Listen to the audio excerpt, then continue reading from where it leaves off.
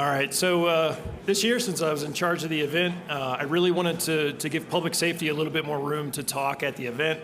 There is a public safety block tomorrow afternoon in the Distro A rooms, which will be great. But I also reached out, so the public safety folks have a TAK Slack channel, and it's great. I love it. Just gives us kind of more fodder, more requirements for the things we need to be doing on the TAK Product Center side. I reached out on the Slack channel.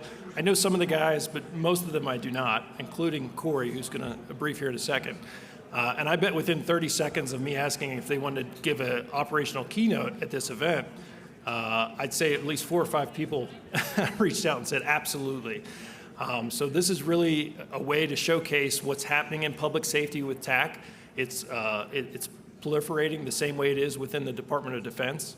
And I think there's some really unique opportunities working with public safety, not just for the TAK Product Center, but for all the DoD community to look and see what they're doing. And so there's a couple highlights there. One, they're deploying and integrating TAK at a very rapid rate across state, local, tribal community, and actually really, in some instances, outpacing the Department of Defense. They're not burdened with a lot of the issues that we have with acquisition, ATOs, and just the ability to be able to have things publicly out there and integrate a lot of the community as well with TAK Tracker, so they're doing a lot of work with that. They've also really picked up a lot of the slack with ITAC. You'll hear more about that when COTAC briefs tomorrow.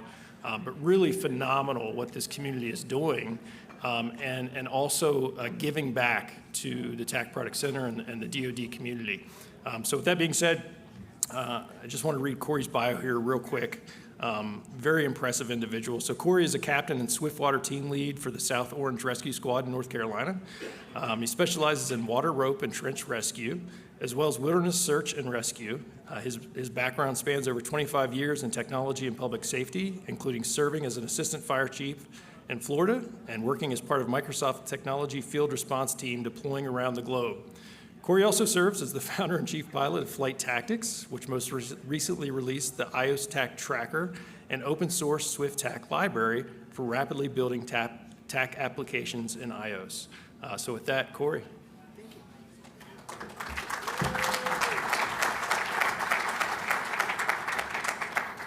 Thank you, everybody.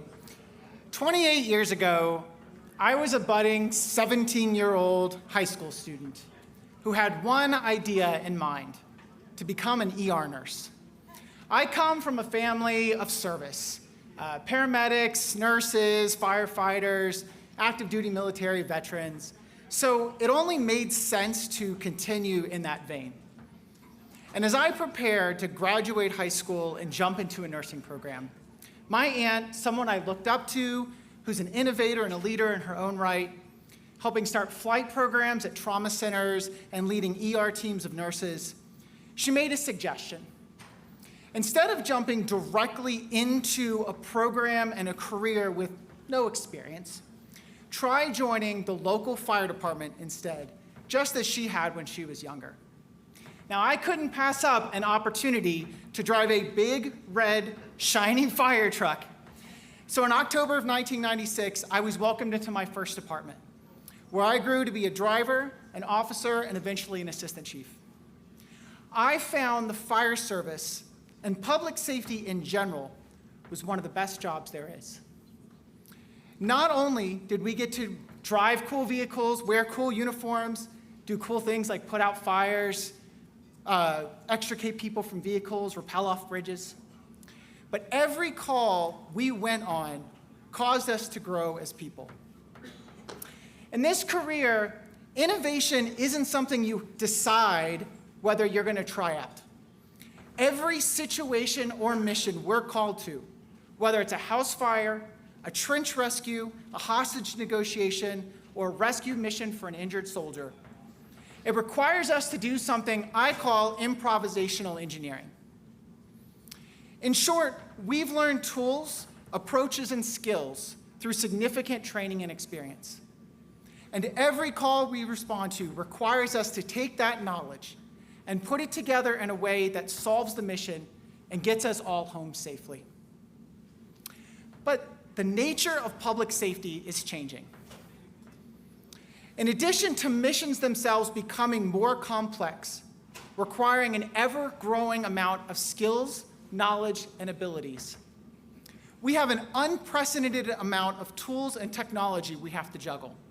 From Bluetooth-enabled radio systems, to biometric tracking SCBAs, to ballistics tracking embedded directly in our weapons, to the need for counter-UAS tracking.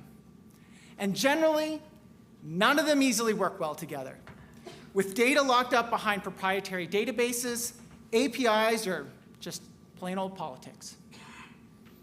At the same time, the public also has access to these advances in technology. And when they fall from a 12,000-foot mountain while trying to take a selfie with a mountain goat, they reach into their pocket and they dial 911, and they're connected via satellite to an operator as a standard feature of their cell phone.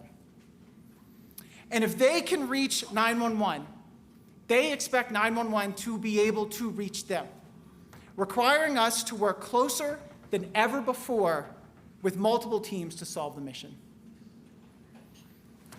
7 years ago, a set of federal, state, and local responders in Texas and Louisiana were facing this situation during Hurricane Harvey, a Category 4 hurricane that brought over 60 inches of rain to some communities and required over 17,000 rescues. During this incident, DHS&T deployed a set of tools combining an open communication standard with easily accessible situational awareness that could be used regardless of the network availability. This, of course, is TAK. And over these past 7 years, public safety professionals around the country and the world have practiced their improvisational engineering skills on pushing the boundaries of integration, situational awareness, and connectivity with TAK. Over the next 30 minutes, I'd like to show you how far we've come in public safety with TAK, and then give a glimpse into what I believe the future of public safety can be. But before we do that, we need to step back a little and define what is public safety in the civilian context. We tend to talk about three main verticals: fire, law enforcement, and EMS. And when people call 911, they expect to get responders from one or possibly all three of these verticals. But behind each of these are tremendous amounts of diversity and variance.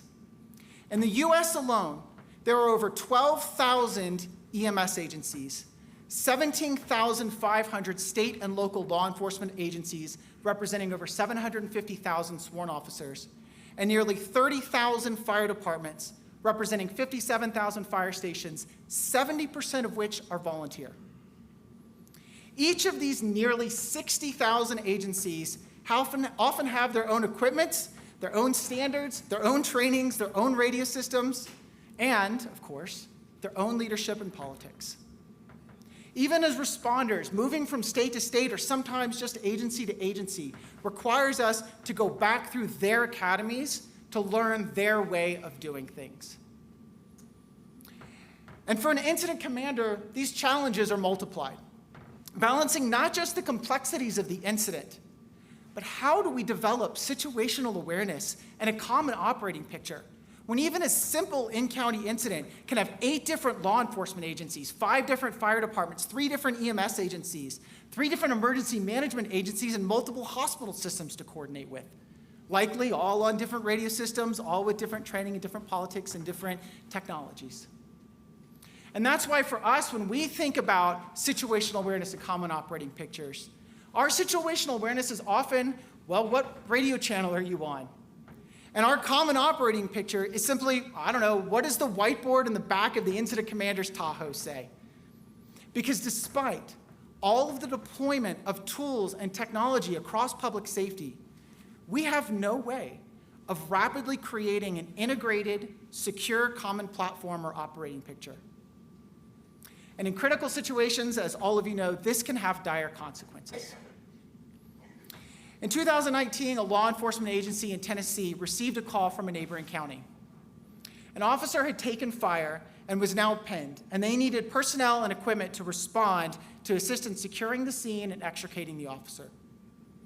Now, anytime you get an officer involved in an incident like this, you're often going to get all the help you need and then some, and this was no exception. This agency received help from 4 neighboring counties who all responded to the scene, set up positions, and were able to safely clear the scene and extricate the officer. After the call, they ran an after-action review, and they discovered that because all 5 agencies had different radio systems, they had taken up different positions with their snipers and with their armored vehicles and with their personnel, and they were all pointing weapons at each other, and they had no idea. This is obviously unacceptable. But whenever you have different radio systems and you have different technology and you have all these different agencies and politics, what options did they have? And then a voice came from above that sounds awful like A.J. Johansson and just whispering, "TAK is the way, TAK is the way." No, although A.J. didn't actually float down from the sky to them. On these SWAT teams, members were Special Forces veterans, and they had used TAK in their own units. They had come from the military side, and now they were bringing this to the public safety side. And they suggested trying TAK as a tool that could easily be picked up for situational awareness, would allow integration among different agencies and systems for a common operating picture, and would be acceptable for law enforcement use. Basically, a system that was both secure and mature. And it's those latter points that are critical, because as much as we wish it was the case, not everyone is into keeping up with the latest technology. And people in our agencies, and raise your hand if this is wrong, they don't just adopt things because we say they're cool. In the 1950s, 2 researchers helped explain this through this technology adoption model. This model defines 5 categories of adopters of technology: innovators, early adopters, the early and late majority, and laggards. And the more that we want technology to spread from left to right, the more that technology needs to be mature and evolved. But something else happens when we evolve and mature technology. In this model, a Wardley map developed by researcher Simon Wardley, components evolve from the very genesis all the way through being something we think of as a utility or a commodity. For example, we can think of computing this way. In its early stages, we had things like Babbage machines and analog punch cards machines. And then it evolved into things like the ENIAC and the Mark Is, and if you're in the Air Force, the Norden systems and those kinds of things.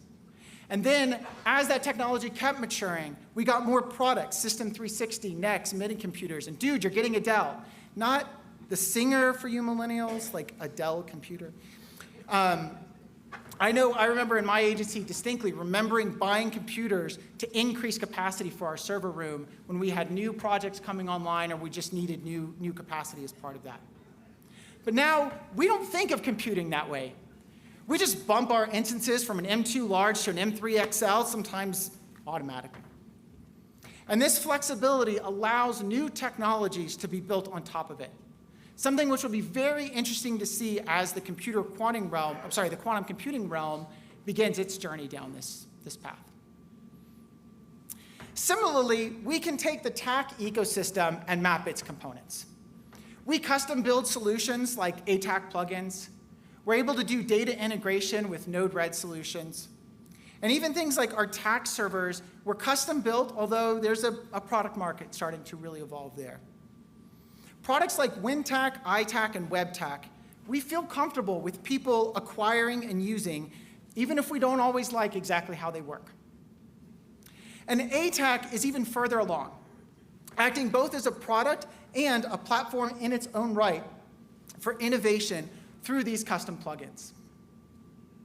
I even think about TAK as an ecosystem, defining the open standards, well-defined communication mechanisms, and an amazing community that can solve their needs with it. And it's this combination of stability and customization that really excites public safety.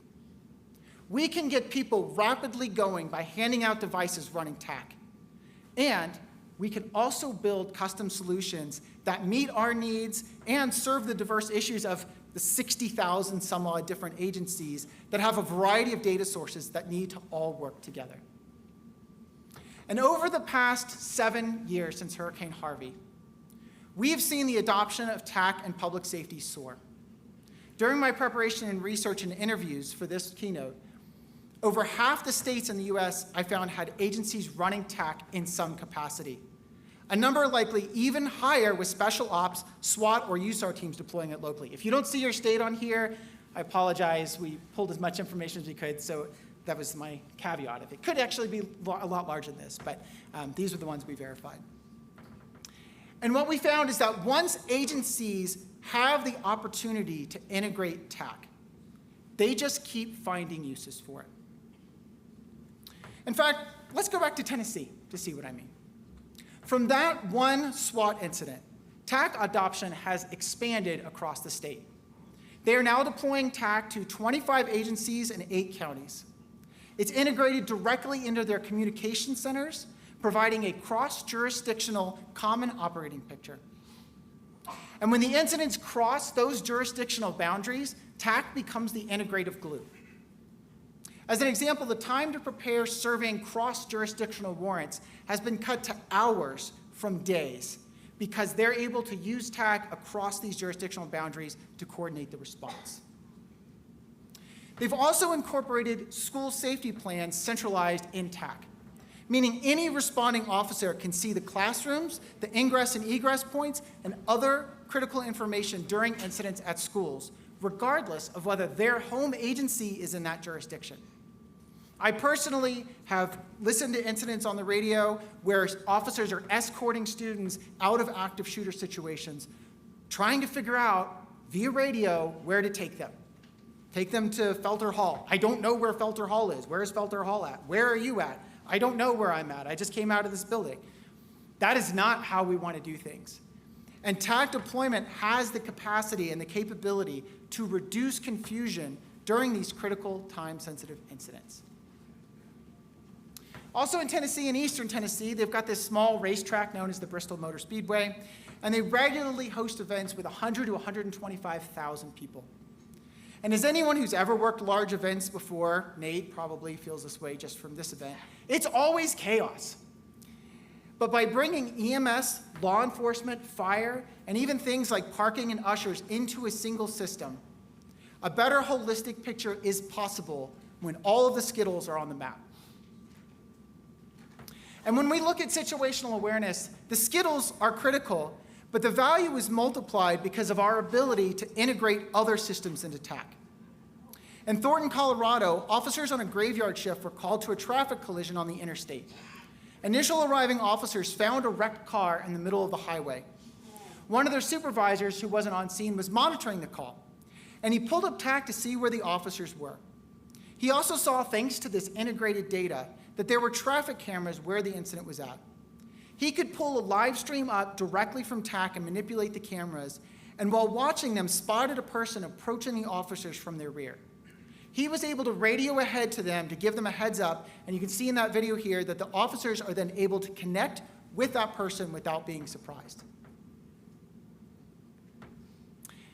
Thornton, Colorado, and many others have found TAK to be a powerful tool, replacing their use of, if you all have ever heard of Life 360, that is a predominant platform in use in a lot of law enforcement agencies across the US.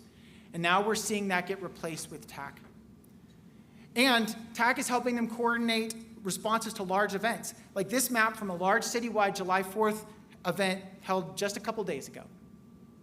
A great example of something that started from a small team and is now growing and expanding. Across this country, we see the same power of integration. Texas DPS, a major user of TAK, has part of their responsibility providing overwatch for critical incidents in their state capital. These events require the coordination of multiple agencies, including fire, EMS, and both uniform and plainclothes officers. With their use of TAK and integrated augmented reality video feeds from rotary wing aircraft, they know the position of their officers and assets in case a major incident happens.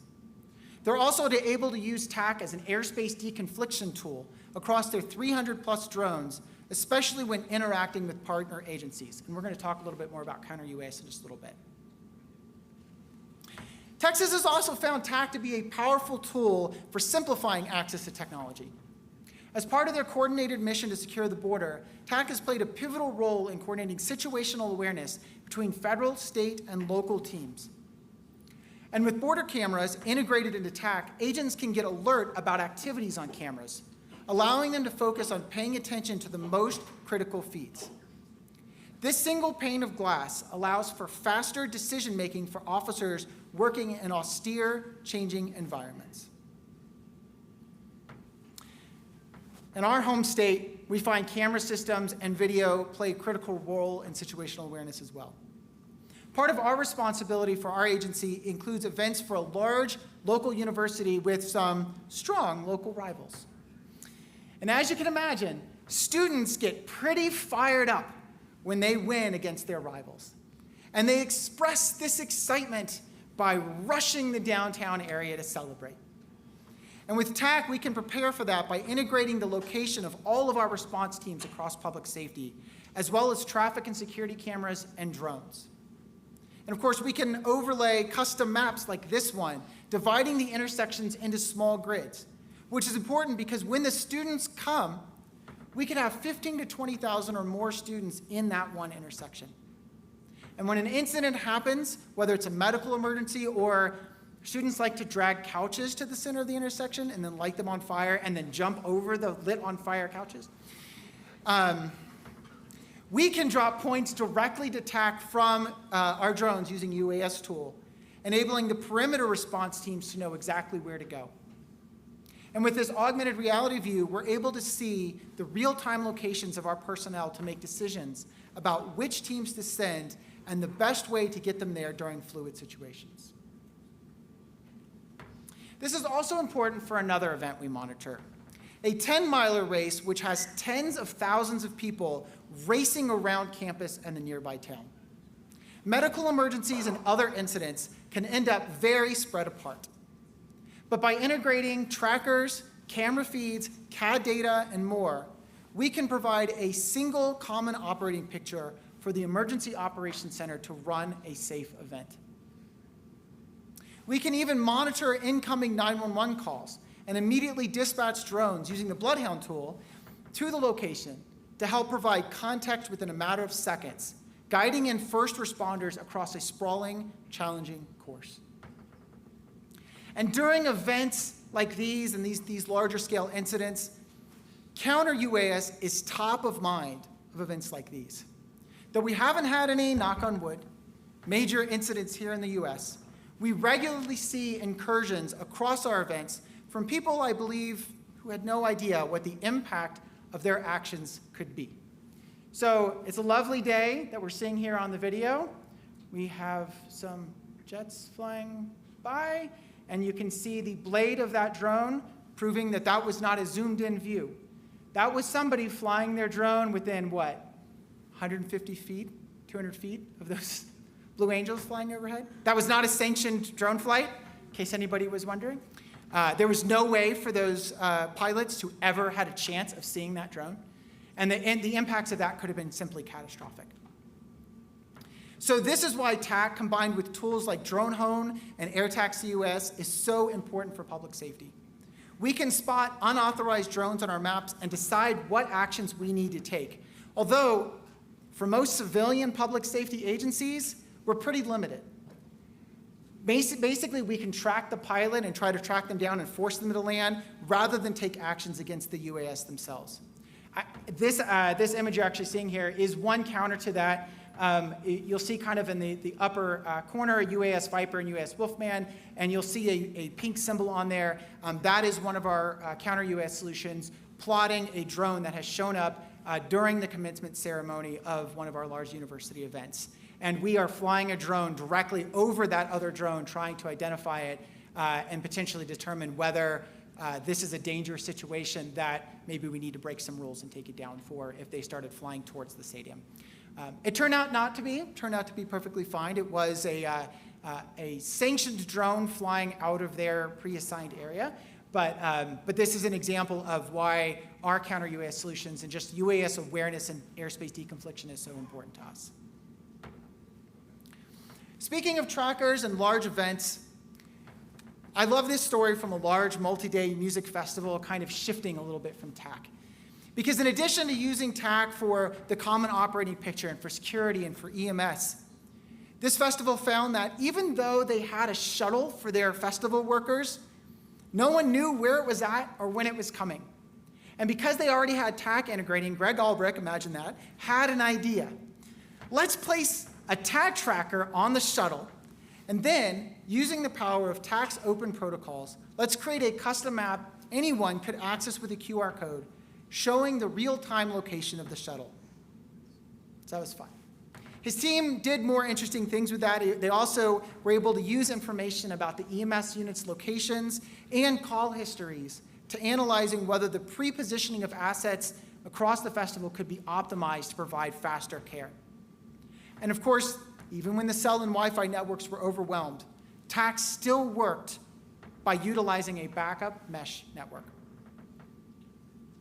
And going even larger from events, when the U.S. Forest Service needed a way to track the location of nearly 10,000 wildland firefighters covering 193 million acres of land, they deeply evaluated many tools, and they're using TAK.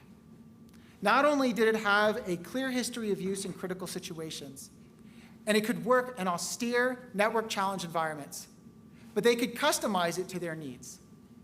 As an example, the way that they map perimeters of wildfires is by physically traveling it while while storing their tracks. TAK almost had this natively, but didn't quite have that all the way. So the Forest Service partnered with the state of Colorado and with the vendor to build a custom ATAK plugin called Fire Area Survey to bring that capability to ATAK for them and for public safety in general. And one interesting statistic I found when interviewing agencies across the US was how many primarily used iOS devices, especially at the leadership or commander level. Unfortunately, the ATAK model of plugin development, it doesn't extend to all platforms. That's why it's the ATAK plugin model. So when we had a need for customized TAK clients on iOS, I went back to the open protocols and standards, as well as the open source ATAK code, and developed an iOS TAK tracker from scratch. Over the past year, these capabilities and customizations have grown, reducing cross-platform training time and providing an open source model for other iOS TAK applications to be built on, providing this flexibility to the iOS platforms. And flexibility and customizations aren't just around plugins or apps either. TAK being natively capable in DDIL environments allows for deployment in rugged areas, such as Coconino County, Arizona, a county larger than 9 US states at over 18,500 square miles. The search and rescue team there has about 70 sworn officers and about 100 volunteers, at which point anywhere from like 50 to 60 are active. And they're able to use TAK with a combination of mesh, ad hoc, and cellular networks to maintain situational awareness during their search missions. In one incident, harking back to the 12,000-foot mountain, a hiker fell while hiking on Humphreys Peak at 11,000 feet. Both helo and hasty teams responded because they were able to call 911 from an 11,000-foot mountain. And due to the location and the low light, that helicopter was having difficulty locating this hiker victim. And they were starting to run low on fuel. But with about 10 minutes of fuel left before they were reaching a critical level, a hasty team arrived to that hiker, and that hasty team was running ATAK. And their position was immediately transmitted back to command, who relayed it to the helicopter team that was able to then land and evacuate this hiker, getting them back to safely. And mesh networks aren't just for the wilderness. 2 years ago, Category 5 Hurricane Ian devastated parts of the southwest coast of Florida, destroying infrastructure and communication systems, causing 2.4 million Floridians to be without power and killing 149 people in Florida alone. Urban search and rescue teams from around the state were tasked with deploying rapidly to these hard-hit areas. But thanks to Florida's forward-looking leadership deploying TAK to their USAR teams, they could still maintain situational awareness and perform regular PAR checks over both ad hoc and mesh networks. So let me ask a question. If TAK is so great, why don't we see every agency using it? To understand why, we can go back to our technology model. In his book, Crossing the Chasm, Jeffrey Moore talks about a gap between early adopters and the early majority. In effect, it doesn't just require a solid product to affect adoption. We also need systems and support around that technology to keep it moving. And nowhere do we see that level of support as a model for public safety stronger than right here in Colorado with COTAK. They are working to overcome the challenges in rolling out a technology across the state. One agency I talked to here in Colorado said that when they had an issue with WebTAC in their comm center, they knew that they could rely on calling COTAK even more than their own IT departments, because COTAK understood how critical the mission was for them. So what are these challenges that we need to overcome in public safety and that COTAK is helping with? First and foremost, user management, identity management. This is a common platform. Ryan was just talking about it in his last keynote as well. In public safety, with 60,000 agencies, we have 60,000 agency heads and people who want to know who and how their people are using these technologies. And this means that we need to build in hierarchies of delegation for users, for groups, and for other information, while still maintaining pathways to rapid cross-jurisdictional information sharing. We also need ways of rapidly onboarding people into a server during expanding incidents, similar to if you're familiar with SARTOPO or CalTOPO. What COTAK is doing here in Colorado will hopefully be a model for other agencies across the US. Secondly, the impact of seeing Skittles on a map. When we finally convince someone to try out TAK, we want to make that barrier low, and we want to get them to rapidly see the value. Many of us as early adopters got excited about TAK because of the leadership of Mike Teagan providing a server for us to use. And now states like Colorado, Tennessee, Texas, North Carolina, Connecticut, and others are helping fill this gap by providing statewide servers agencies can use to rapidly get on board, and integrating statewide data so that once they are on, they see things that are immediately helpful to them. Third, training and awareness. COTAK has this great onboarding model that I point a lot of people to. We don't have the same centralized training that a lot of the federal agencies do. So again, with 60,000 agencies, we have a bunch of individual things. So we need these centralized onboarding models, and I point a lot of people to COTAK's onboarding model. Texas has events around TAKs that have really raised the awareness of what the capabilities of TAK can be across the state and across the nation. And I don't want to forget the debt of gratitude that we owe to people like AJ for the TAK Syndicate videos and JR for his incredible TAK articles about how to set up servers. Many of us couldn't build our own servers without JR's helpful guides to them, as well as Ryan and others for talking about TAK on public safety podcasts. These are what get people excited about TAK and what help that early and late majority feel comfortable knowing what's possible and how to keep going. Finally, collaboration and innovation. Events like this one, the CivTAK conference, which is going to be coming up in October, and TAKathons and what Ryan was talking about, hackathons, these all bring together engineers, experts, and end users from a wide variety of disciplines, attempting to focus on one mission, keeping our citizens safe. The more that we can all learn and work together, the more powerful of a platform TAK can be now and into the future. So, what is the future? Looking towards the future, if there's one thing that we all know is going to be in it, it's data. From biometrics to body cameras, from video streams to virtual reality, technology and innovation is critical to the forefront of public safety. It's my belief that TAK, because of the open nature of the platform, data, and protocols, is positioned as the premier place for agencies to be able to integrate data. And with this integration, we can affect better decision-making by helping frontline responders and commanders get the critical information they need when they need it. This data also allows for opportunities around, and I'll say it because we have to right now, and any talk about the future, and Ryan already mentioned it, so we'll get it out of the way. We'll talk about artificial intelligence. And sorry, Ryan, But TAK is also the perfect platform on which to build public safety AI capabilities. Why? Because with integrated systems and data, we can drop a point on a map and have tools that recognize that point as the point last seen of a missing person. It could then combine that with psychological profiles of missing persons, what we call lost person behavior, and then analyze topographical and satellite imagery to start determining key search areas.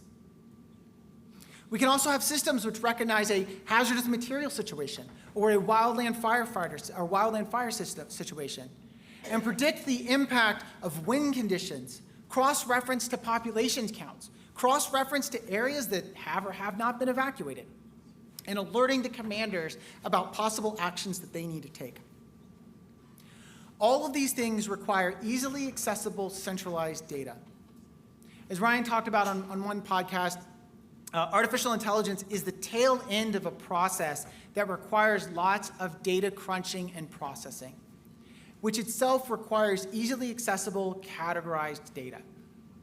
As a platform, TAK, I believe, is poised to be an incredibly powerful toolkit for all of public safety. And this is why I view TAK not just as a tool, but as augmentation, like an exoskeleton. Like right now, the technology of exoskeletons is a little bumpy, as we figure it out, just like it is with TAK. But together, it can change the face of how we operate, and already is in many places across the US. So I encourage you to spend some time tomorrow during the public safety block, seeing what is happening in these agencies, digging into the possibilities, and finding ways for us to work together. Because nowhere is homeland security more important than right here at home. And finding ways for us to all work together to achieve those goals is a future I'm definitely excited to see. I want to give a quick thank you to the TPC, the AFRL, and all of the personnel and contractors who work so closely with us as public safety organizations across this country to help us all with TAK. And I also wanted to just highlight a couple of these are 4 of the sessions happening tomorrow. Definitely, if you get the chance to check them out, we definitely want to find ways to work together across all of public safety. Thank you very much.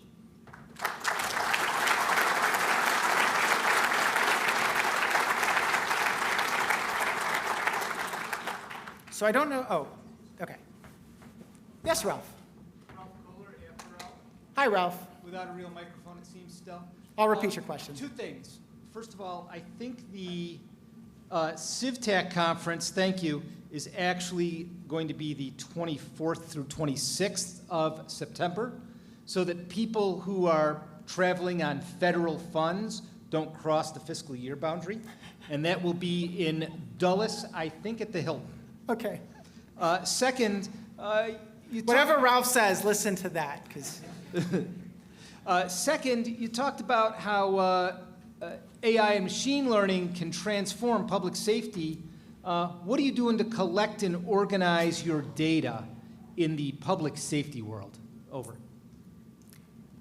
I think that that is the great opportunity for TAK. Right now, we're not doing that.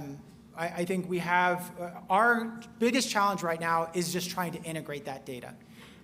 When we're pulling in wind data and lightning data and weather data and the location of people and all that other stuff, right now our biggest challenge is trying to get that off of a whiteboard and into some sort of tool that we can process.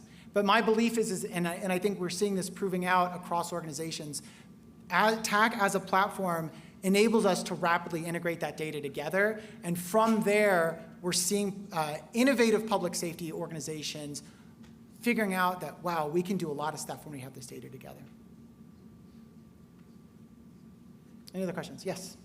I was just curious as far as the data processing and collection. Do you have the same problems that the other speakers seem to have had where there's a lot of data collected, but no one really wants to share it? There's a ton of classification issues and such, and everyone has their own special case.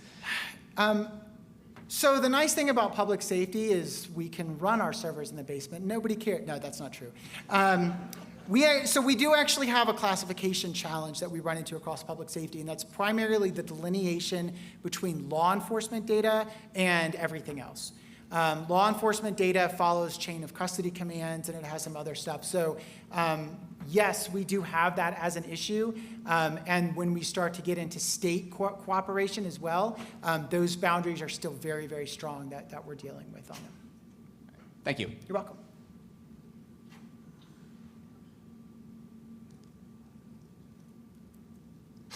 Hello. Hello.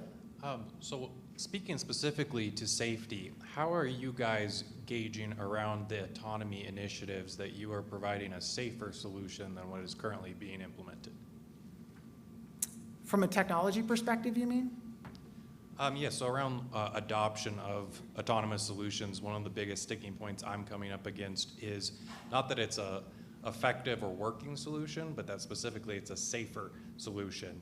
And so trying to establish the metrics around how we establish an autonomous system is safer than a human-operated system, that's the question I'm looking for.